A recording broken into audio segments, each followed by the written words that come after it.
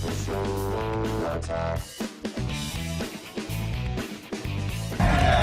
welcome James Frain to the show today.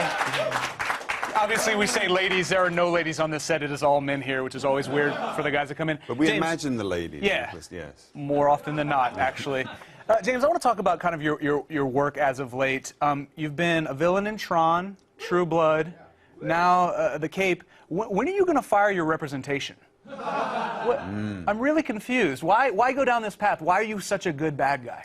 I seem to be on kind of a bad guy roll right now. Yeah. It's just sort of coming my way. I don't know. It comes that way. Yeah? Yeah. And you're okay with it? I mean, stuff comes down the pipeline, you're like, too good. I don't like blonde hair. Perfect. I'm going to stab somebody in the face. I'll take this role. Is that how things work? Yeah, there are degrees of evil. There are many ways of being bad. I'm exploring different avenues in that. But it depends how much comedy is on the table. Like with Tron was very fun, comic part. True Blood was funny, but the guy didn't know that he was funny. The one thing I have to ask about Tron before we move on to the television show, did you get to keep that outfit, specifically the visor? Please tell me you got to keep the helmet. I tried several times to get it out of the building, under my clothes, and it didn't fit, so I bought oversized pajamas.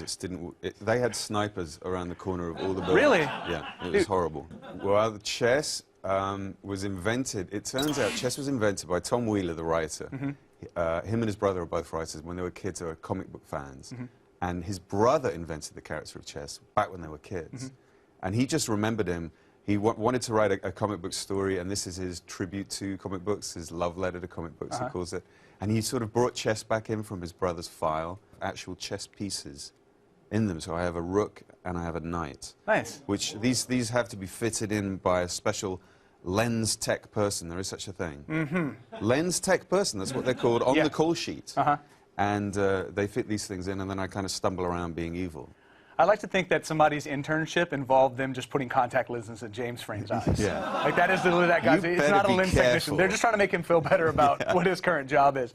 And the character itself, you know, this is again another bad guy role, but it's a different take on it, like all your other roles. So how is this guy different from the other stuff that you've played?